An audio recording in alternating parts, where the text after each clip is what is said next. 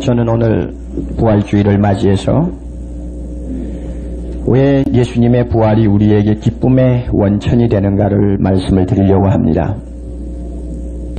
예수님이 부활하시던 날 새벽에 가장 먼저 빈 무덤을 확인하고 다시 사신 예수 그리스도를 직접 만나 배웠던 영광을 누린 사람들은 여자들이었습니다.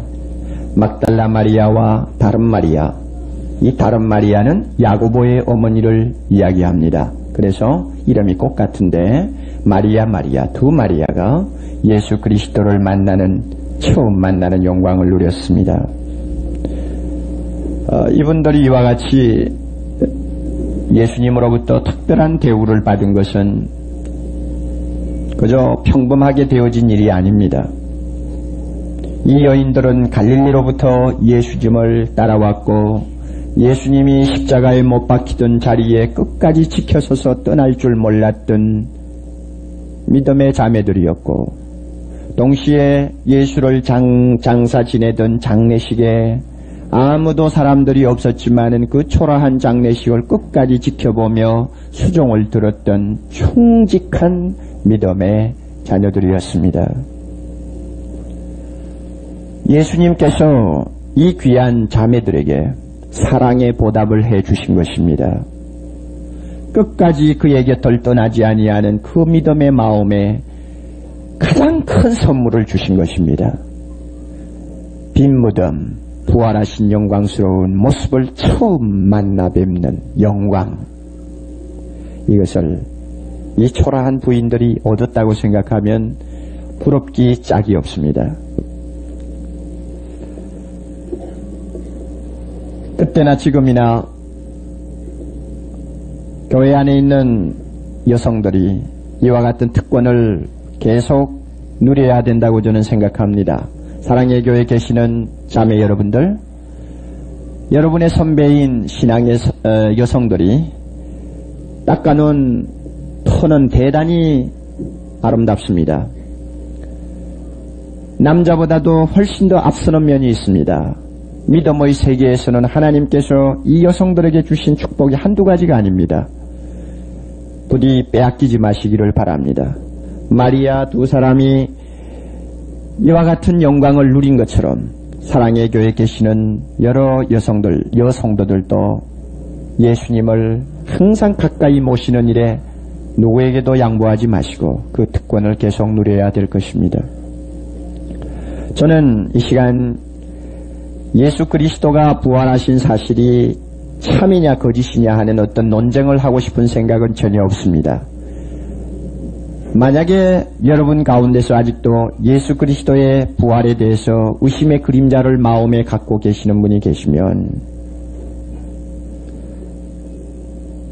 성령께서 이 문제를 더 지체하지 마시고 이 시간 해결해 주시기를 바랍니다.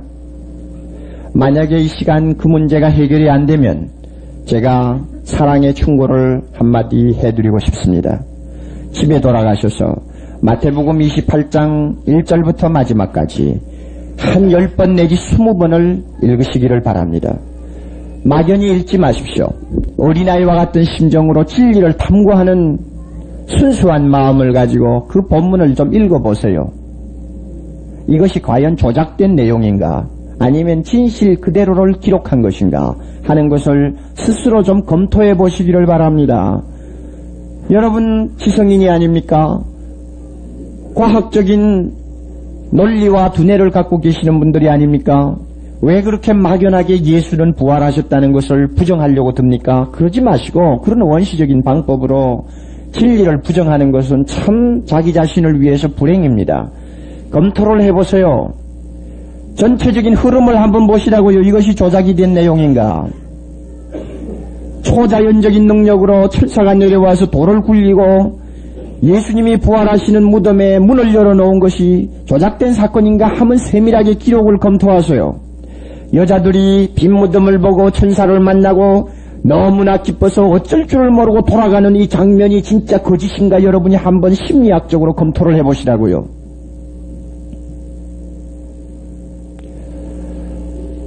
무덤을 지키던 군병들이 나중에 돌아가서 자기 상관에게 사실대로 보고했을 때 상관들이 사태가 심각한 줄 알고 뇌물을 주어서 군인들의 바른 말하는 입을 막아버린 이것이 조작된 내용인가 여러분이 한번 검토해 보시라고요.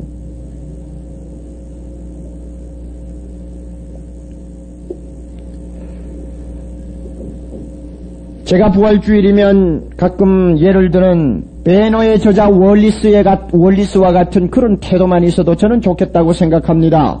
그 사람은 예수님의 부활을 처음부터 부정한 사람입니다. 거짓말이라고 인정했습니다. 많은 기독교인들이 지금 거짓말에 속아서 지금 자기 자신이 바보가 되어간다고 생각했습니다. 이 기독교인들을 해방할 의무가 자기에게 있다고 그는 느꼈습니다. 그러나 그는 막연하게 예수님이 부활하지 아니했다 거짓말이라고 외치지 않았습니다. 과학적으로 한번 대결을 해보고 싶었습니다. 그는 성경 말씀을 구멍이 뚫어지도록 읽었습니다. 연구했습니다. 모순이 있는 것인가 모순이 없는지 그야말로 날카로운 눈을 가지고 본문 하나하나를 살폈습니다.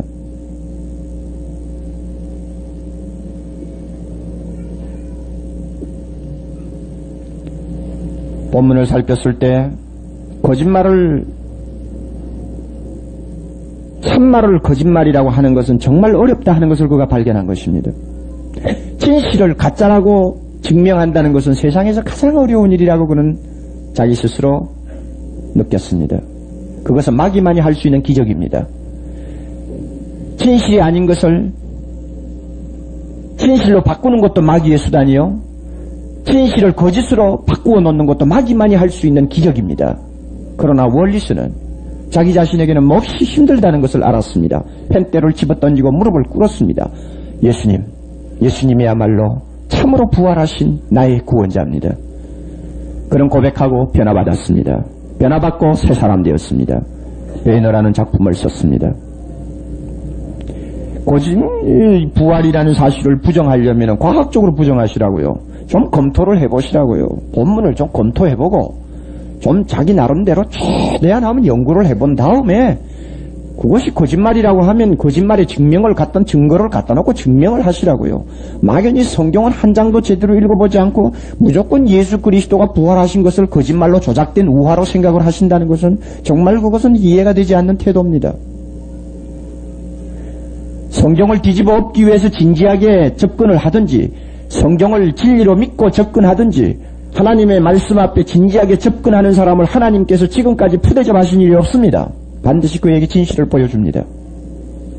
이 가운데서 과거에 미션스쿨에 다니면서 성경을 잘 믿지 아니하는 허수아비 같은 성경선생을 통해서 예수 부활은 사람이 만들어낸 조작이요? 제자들이 예수님이 너무 그리워 하다가 나중에는 예수 부활했다는 착각에 빠진 것이라고 가르친 일이 있다면, 그래서 그 말이 여러분의 마음속에 계속 남아있어서 믿음을 갖는데 방해를 하고 있다면 오늘 이 시간 성경보다도 선생님의 말을 더 높이 받들고 용납했던 자기 자신을 회개하시기 바랍니다. 필립 샤프는 말하기를, 유명한 역사가입니다. 예수의 부활은 인간 역사의 최대 기적이든지 아니면 역사가 기록한 최대 착각이든지 둘 중에 하나라고 했습니다. 어느 쪽을 택하시렵니까? 하나님이 이루신 최대의 기적으로 여러분이 받아들이고 겸허하게 그 사실 앞에 감사하겠습니까? 아니면 인간이 만든 최대의 착각으로 여러분이 받아들이고 힘을 뱉겠습니까? 어느 쪽을 택하시겠습니까? 제가 분명히 고백하기로는 목사가 돼서 고백하는 건 아닙니다.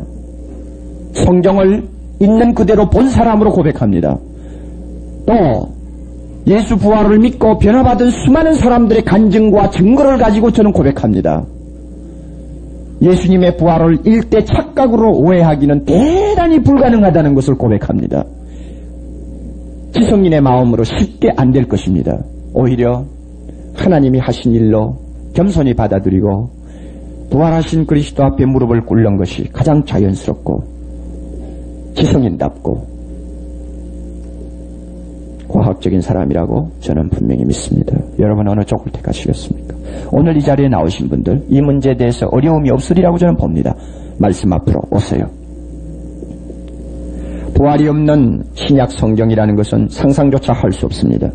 부활이 없으면 신약에 있는 모든 나머지 이야기는 다 공중에 뜬 한낱 추상에 지나지 않습니다. 부활을 믿는 자는 신약 성경을 믿습니다. 부활하신 주님을 믿는 자는 신약 성경이 말씀하는 예수 그리스도를 믿는 사람입니다. 부활의 예수님을 믿지 않는다면 그의 예수는 성경이 말씀하는 예수가 아닙니다. 그가 조작한 자기 예수에 지나지 않습니다.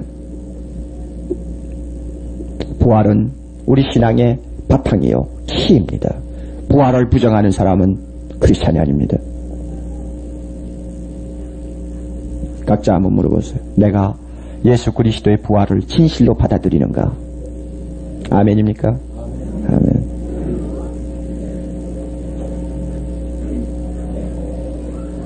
그렇게 받아들이는 것은 성령의 역사입니다. 하나님의 은혜입니다. 감사합니다. 참 감사한 일입니다. 제가 언제 말씀드렸던가요? 미국에서 어떤 물리학 박사하고 둘이 앉아서 예수 믿으라고 전도하면서 한참 이야기하는데 결국 걸리는 것이 부활이에요. 자기의 입장으로는 도무지 믿을 수가 없다고 그래요. 그래도 믿어야 된다고 제가 여러 시간을 이야기했습니다. 안 믿어진다고 그랬어요. 나중에 그분의 입에서 이런 말이 나왔습니다. 차라리 자동차를 타고 가다 사고라도 만났으면 좋겠다. 많은 사람들이 그와 같은 위기에서 예수 그리스도를 만나고 믿는 것을 자주 보는데 나는 너무 편해서 그런 것 같은데 차라리 자동차 타고 가다가 죽는 위기일발의 고통을 통해서 예수를 믿었으면 좋겠다. 그런데도 자기는 안 믿어진다고 그랬어요. 불행한 사람이요. 그 뒤로 사고가 났는지 안 났는지는 모르지만 정말 불행한 사람이요. 인간의 힘으로 안 돼요. 물리학 박사가 아니라 천문학 박사라도 안 돼요. 성경의 역사만이. 살아계신 주님을 믿습니다. 8절 보니까 여자들이 말이죠. 예수 그리스도가 살아나셨다는 천사의 말을 듣고 무서움과 큰 기쁨으로 무덤을 떠났다고 했죠. 막 달려가죠. 큰 기쁨. 부활과 기쁨은 떼놓을 수 없는 깊은 관계를 갖고 있습니다. 큰 기쁨. 그 다음에 9절 보니까 너무 기뻐서 도망가는 무덤에서 제자들에게 그 소식을 알리려고 뛰어가는 여자들 앞에 주님이 나타나셨습니다. 인사를 무엇이라고 했습니까? 평안하뇨.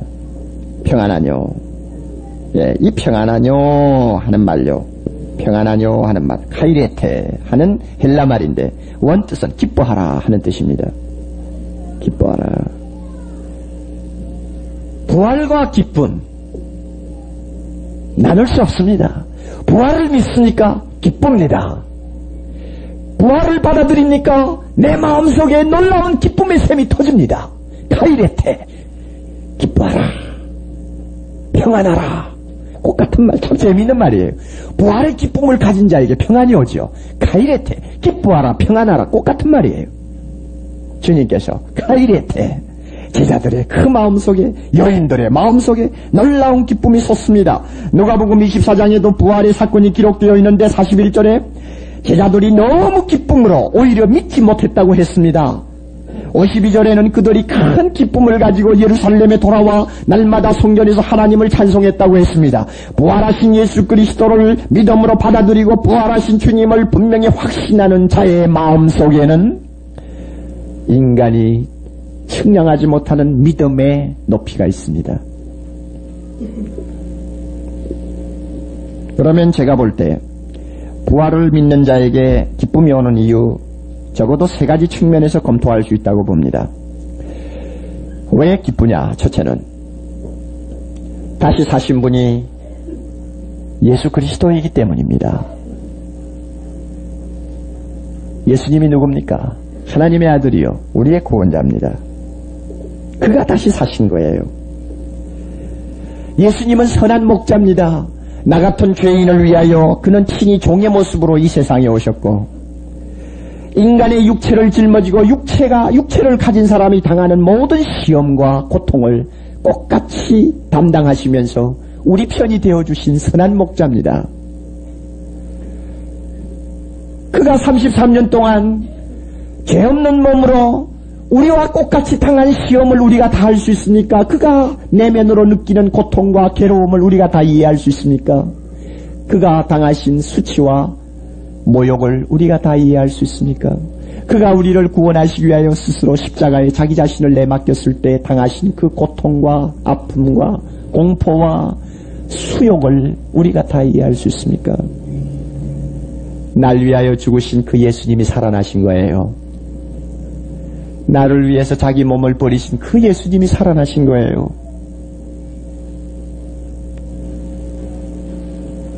여러분, 예수님은 누가 살렸습니까? 누가 살렸나요? 하나님이 살렸나요? 예수님이 스스로 살아나셨나요? 아니면 성령이 살렸나요? 성경을 보면은 삼위가 같이 역사하신 것을 봅니다. 부활은 하나님께서 하시는 일 가운데서 가장 큰 일입니다. 가장 위대한 일입니다. 이거는 천지를 창조한 것과는 상대가 안 되는 일입니다.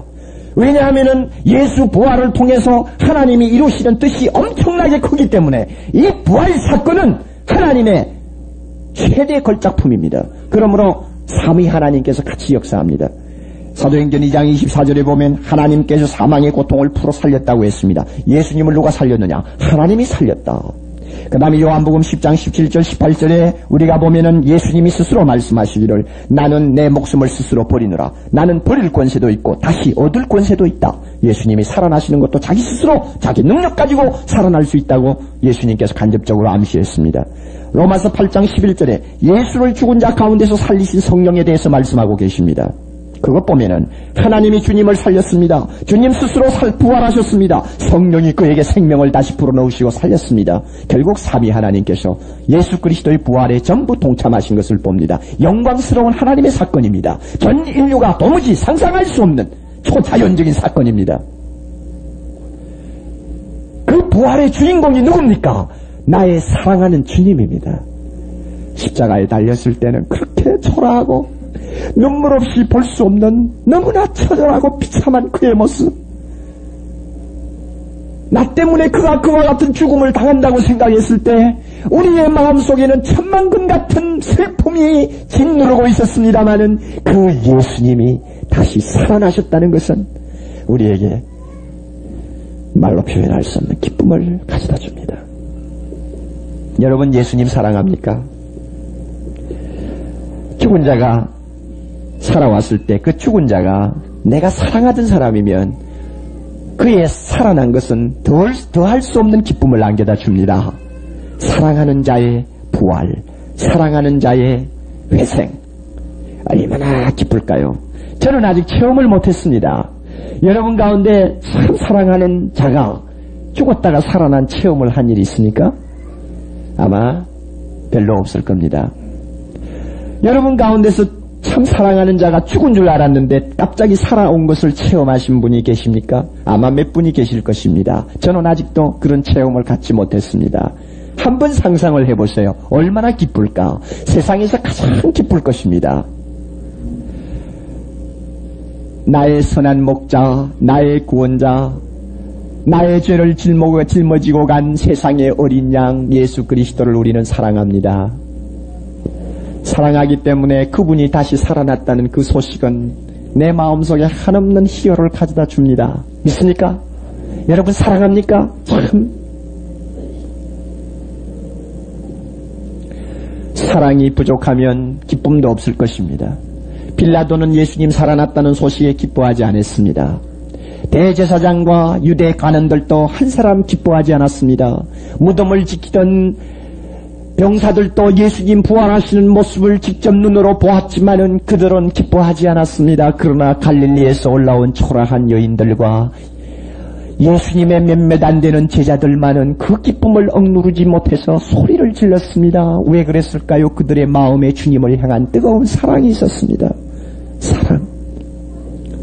사랑은 기쁨을 가져다 줍니다. 너무나 사랑하는 분이 살아났을 때 내 마음의 모든 슬픔은 한순간에 무너지고 눈 녹듯이 사라지고 기쁨이 용솟음칩니다. 이것이 부활의 기쁨이에요. 그러므로 나에게 기쁨이 있느냐 없느냐를 테스트하기 전에 내가 주님을 진실로 사랑하느냐 하지 않느냐를 먼저 물어보시기 바랍니다. 사랑합니까? 기쁠 것입니다. 사랑하지 않습니까? 기쁨이 없을 것입니다. 사랑이 큽니까? 기쁨도 클 것입니다. 사랑이 적습니까? 기쁨도 작을 것입니다. 저는 여러분들이 예수님을 너무 사랑하는 분들이기 때문에 부활의 아침에 부활 소식을 들을 때마다, 부활에 대한 성경 말씀을 읽을 때마다, 예수 부활하셨다는 고백을 내 입으로 할 때마다, 예수 부활하셨다는 찬송을 부를 때마다 내 마음속에 샘처럼 기쁨이 솟는 것을 오늘 이 시간 다시 한번 확인하는 시간 되기를 바랍니다. 두 번째 이유가 있습니다. 예수님의 부활은 죽음의 정복을 의미합니다. 그러므로 기쁩니다. 우리의 조상 아담은 하나님 앞에 범죄함으로 드디어 이 세상에 죽음을 끌어들여 왔습니다. 내가 반드시 죽으리라. 그 하나님의 심판대로 범죄한 우리 인류에게 무서운 사망이 들어왔습니다. 로마서 5장 17절에 한 사람의 범죄를 인하여 사망이 그 한 사람으로 말미암아 왕노릇하였은즉, 죽음이 와서 손님 노릇한 것이 아닙니다. 죽음이 와서 왕노릇했습니다. 왕노릇은 독재했다는 말이요. 독재했다는 말은 완전히 자유를 빼앗아갔다는 말이요. 자유를 빼앗아갔다는 말은 모든 사람이 사망의 종이 되었다는 말입니다. 숨을 쉴 수 없을 정도로 이 사망의 무서운 폭력이 우리를 억누르고 있습니다. 우리 가운데 여러분 예수 믿었기 때문에 지금 덜하지요. 예수 안 믿는 우리 이웃들을 한번 보세요. 저 온 세계를 우리가 한번 심리적으로 영적으로 깨뚫려 보잔 말입니다. 모든 사람의 마음속에 무섭게 짓누르는 공포의 원인이 무엇입니까? 죽음입니다. 가정을 파괴하는 무서운 원인이 누굽니까? 죽음입니다. 우리의 행복과 우리의 꿈을 산산이 조각내는 원인이 무엇입니까? 죽음입니다. 겉으로는 웃지만은 속으로는 말할 수 없는 죽음의 불안과 공포를 가지고 저녁부터 아침까지, 아침부터 저녁까지 시달리는 것이 인간입니다.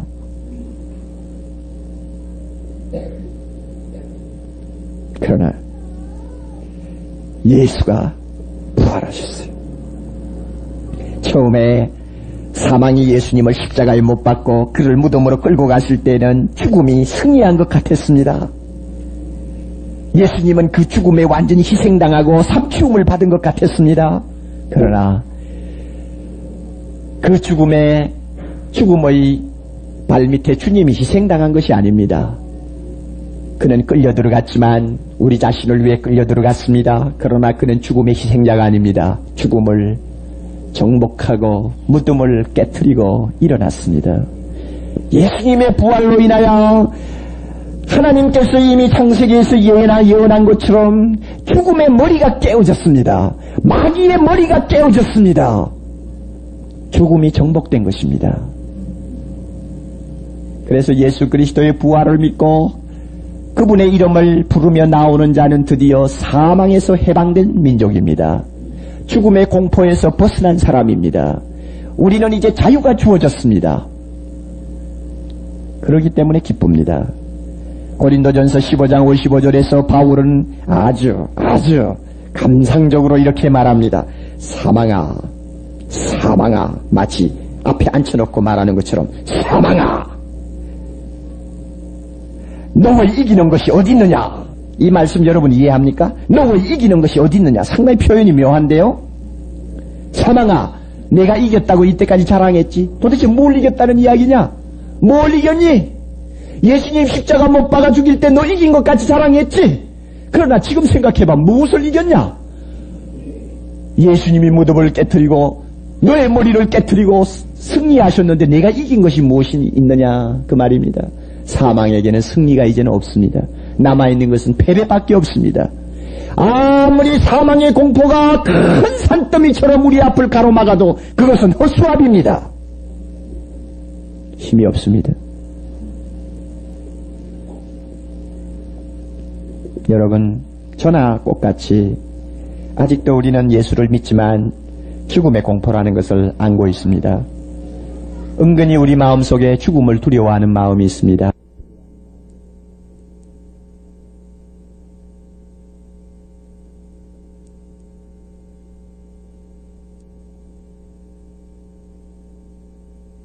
이것은 어디까지나 육체적인 본능이라고 저는 생각합니다.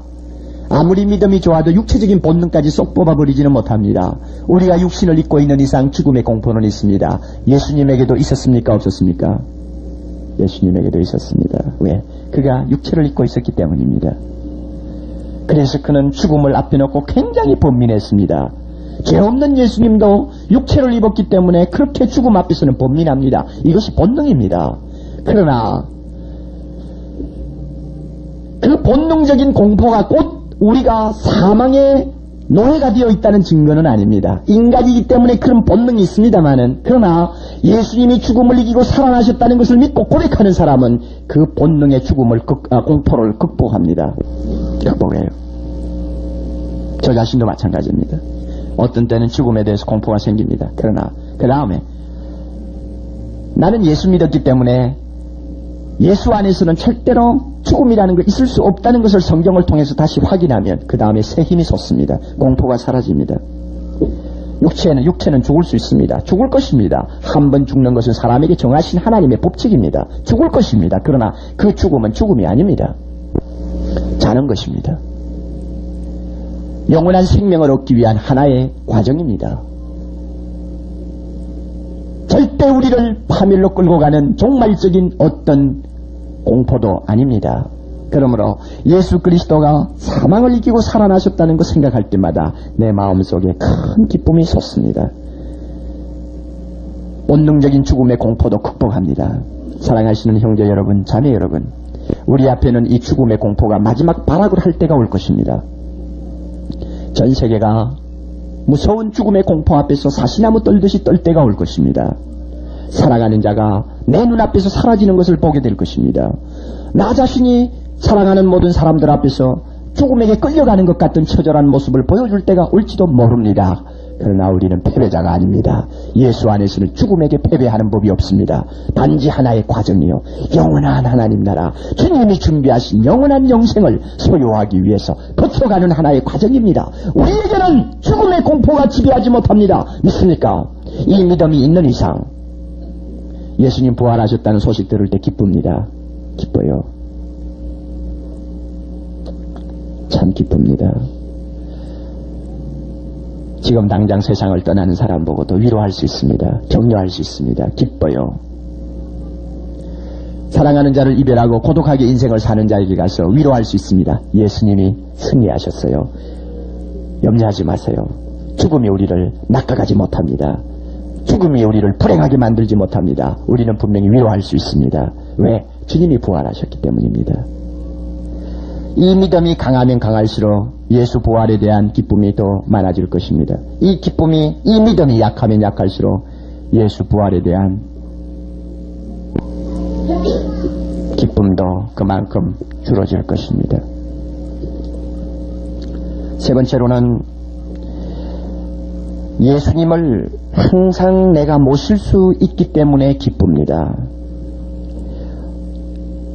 부활하시기 전에는 예수님을 모실 수 있는 사람들은 극히 제한되어 있었습니다. 그러나 예수님이 부활하시자마자 살아계신 주님이 예수를 주님으로 고백하는 자의 마음속에 그들의 삶에 항상 떠나지 않고 함께 하신다고 약속했습니다.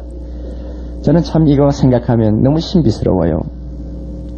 여러분, 성경에 보면 이런 내용이 있지 않습니까? 아마 이번 주에 다락방에서 공부하게 될 것입니다. 요한복음 20장에 가보면 막달라 마리아가 무덤가에서 예수님의 시체를 찾지 못해가지고 흐느껴 울면서 괴로워하고 있었습니다. 예수님이 그의 뒤에 가서 서셨습니다.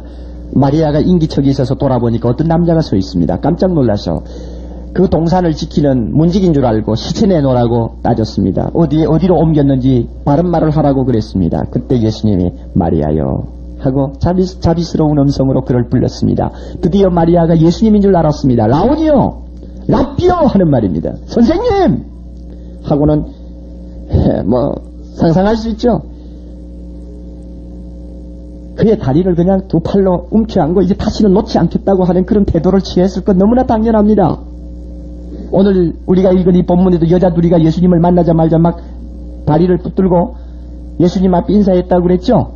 그 발을 붙잡고 경배했다고 그랬죠. 그러니 그 여자들이 얼마나 반가웠겠어요. 예수님, 선생님 하고는 끌어안았단 말이에요. 그럴 때 주님께서 무엇이라고 말씀했습니까? 만지지 말라. 내가 아직 아버지에게로 올라가지 못하였노라 그랬습니다. 그거 생각하면 좀 이상합니다. 마리아가 전혀 이해하지 못하는 이야기입니다. 마리아도 그 시간에는 이해하지 못했습니다. 만지지 말라. 내가 아버지에게로 아직 올라가지 못하였노라. 그런데 다른 장면에 가서 보면은 제자들에게 나타나서는 예수님이 무엇이라고 말씀합니까? 만져보라. 나는 살과 뼈가 있다. 못자국을 만져보라. 옆구리를 만져보라. 이렇게 말씀하셨는데 참 이해가 안 갑니다. 그런데 여기에서 만지려고 하는 동기가 다릅니다. 여자들은, 마리아는 이제는 다시 안 놓겠다는 마음으로 붙든 것입니다. 이제는 예수님하고 헤어지지 않겠다는 의미로 붙들었습니다. 그럴 때 예수님이 더 차원 높은 말씀으로 가르쳐 주신 것입니다. 지금 나를 붙들어야 소용없다. 이제부터 나는 너와 영원히 살 텐데 조금 기다려.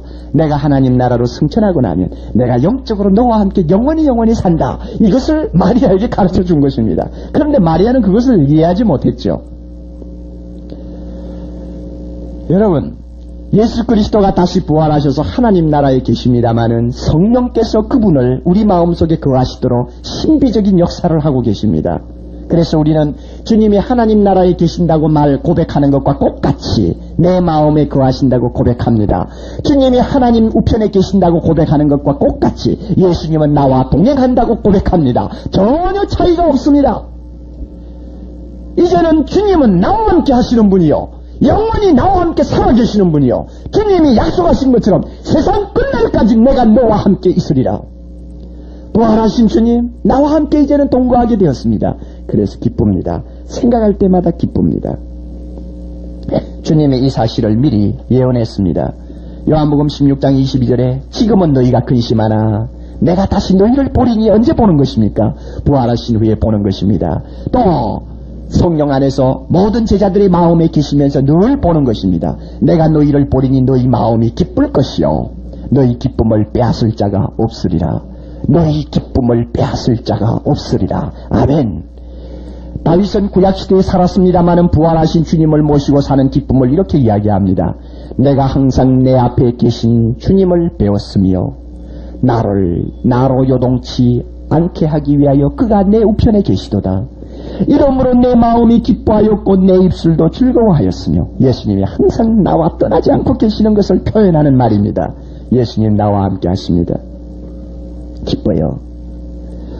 영국의 유명한 설교자가 있어요. 1960년에 세상 떠나신 윌리엄 생스터라고 하는 설교자입니다. 여러분들은 아마 처음 들으실지 모릅니다. 그러나 설교에 대해서 연구를 하는 우리 목사님 같은 분들은 잘 아는 이름입니다. 생스터, 감리교 목사입니다마는 유명한 설교자입니다.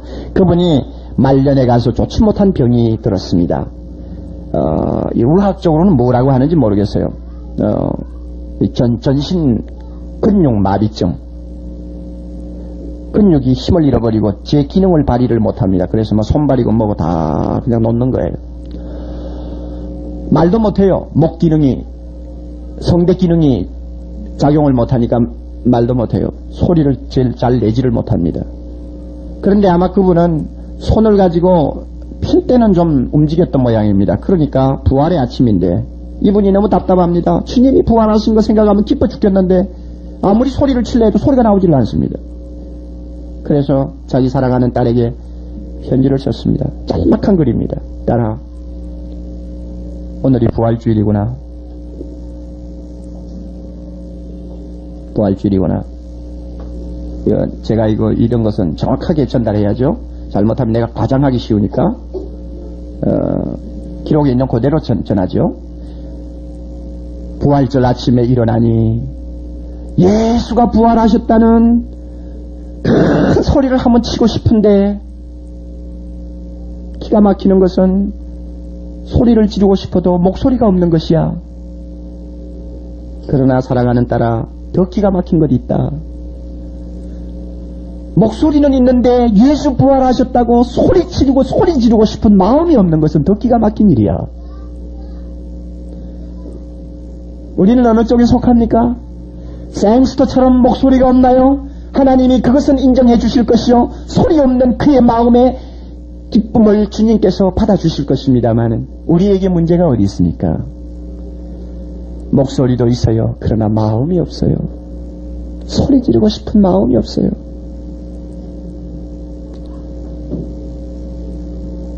저는 요즘 목소리를 퍽 신경을 쓰는 사람입니다. 이상하게 목소리가 자꾸 이거 나빠져요. 3부 예배를 시작하고 나서 그렇게 되는데, 설교만 하고 끝나면 좋겠는데 테이프가 많이 나가기 때문에, 국내에 테이프가 많이 나가기 때문에 이 테이프를 들어보면 목소리가 또 뭐 같아요. 참 3년 전처럼 주옥같이 굴러 흐르는 그 음성이 없어요. 참 그래서 야 이거 참 야단났다. 이렇게 듣는 사람이 부담스러운 목소리를 가지고 어떻게 설교하느냐 고민이 됐어요. 지난 주간에도 집회를 가서도 얼마나 목소리에 신경을 썼는지 몰라요. 왜? 주일 설교가 있기 때문에 그래요. 그래서 이제 우리 부목사님들 사회를 하시면서 찬송가 부를 때 저는 뒤에서 찬송가를 못 부릅니다. 목 아끼느라고 찬송가를 안 불러요. 답답해 죽겠어요. 오늘 아침에 부활 아침 아닙니까? 가만히 있을 수 없죠. 목이 돼지 목 따는 소리가 나든 말든 하여튼 부활절 아침날 찬송을 못 부르다니 말도 안 돼 하고는 내 혼자서 서재에서 불렀어요. 내가 좋아하는 부활절 찬송이 있어요. 불렀어요. 그래도 목소리 좋죠? 괜찮아요. 참 소리 지르고 싶은 충동 왜 옵니까? 주님이 나와 함께 계셔. 부활하신 주님이 남의 주님이 아니라 내 주님이야. 인생을 살다 보면 여러분 고독할 때가 얼마나 많습니까? 그러나 고독을 이기는 능력이 어디 있습니까? 살아계신 주님 나와 함께 하신다. 이것이 고독을 이기는 가장 좋은 약입니다. 여러분 세상을 살 때 슬프고 슬프고 고통스러울 때가 얼마나 많나요? 그럴 때마다 누가 나를 다시 내 마음의 기쁨을 회복시켜 줍니까? 살아계신 주님, 나와 함께 하시는 주님. 험한 인생길 걸어가면서 어떤 때는 상처투성이가 될 때가 많지만은 그때마다 내 팔을 붙들고 힘차게 이끌어 세워주시고 앞서가면서 인도하시는 분 누굽니까? 살아계신 주님. 이 주님이 살아계시고 오늘도 나와 함께 계신다는 거 믿을 때마다 마음에서 소리치고 싶은 충동이 안 일어날 수가 없습니다. 여러분 성령의 사람입니까? 성령의 사람은 주님이 나와 함께 하신다는 데 대한 충동을 항상 느낍니다. 감격을 항상 우리는 체험합니다. 이 가운데서 어떤 분은 그럴 것입니다. 나는 아직 그런 체험이 없어. 주님이 부활하셨다고 다들 이야기를 하지만 나에게는 그렇게 무슨 그런 큰 체험이 없어. 체험이 있으면 나도 기뻐할 수 있겠는데 만약에 그렇게 생각하실지 모릅니다. 저는 한 가지 여러분에게 말씀드리고 싶습니다. 체험하고 믿는 사람은 대단히 위험이 많은 사람입니다. 이 가운데 계실 거예요. 무엇을 굉장히 처음부터 체험을 했기 때문에 그것 때문에 예수 믿고 그것 때문에 성경 믿고 따라가는 사람은 체험이 식어져 버리면 믿음보다도 체험을 앞세우기 때문에 굉장한 혼란에 빠져버립니다. 더 안전한 길이 있습니다. 옥목사와 같은 경우입니다. 먼저 뭐예요? 믿으세요. 성경 그대로 믿으세요. 그리고 고백하세요. 주님 살아계심을 믿습니다. 부활하신 주님 감사합니다. 주님이 나와 함께 계신다고 성경에 분명히 약속하셨는데 살아계신 주님 내 마음에 계시고 내 가정에 계시고 내 일상생활 터전에 계심을 분명히 믿습니다. 아멘 하고 고백할 때 그렇게 믿고 고백하는 자에게 무엇이 옵니까? 체험이 옵니다. 마음에 기쁨이 와요. 힘이 솟아요. 무서운 것이 없어요. 두렵지 않습니다. 여러분 어떤 사람입니까?